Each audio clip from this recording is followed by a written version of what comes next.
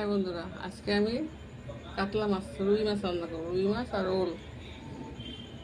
এখন ফোড়নে দিচ্ছি তেজপাতা জিরে,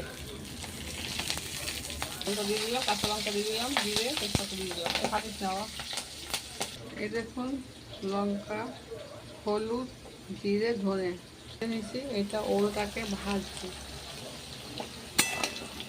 ওল ভাজা হয়ে গেছে, এবার আমি মশলাটা দিয়ে দেবো। ধনে, জিরে, লঙ্কা। দেখুন বন্ধুরা, মশলা কত হয়ে গেছে। এবার জলটা দিয়ে দিচ্ছি। দেখুন, এবার মাছটাকে দিয়ে দিচ্ছি। বাটা কর না ভাই।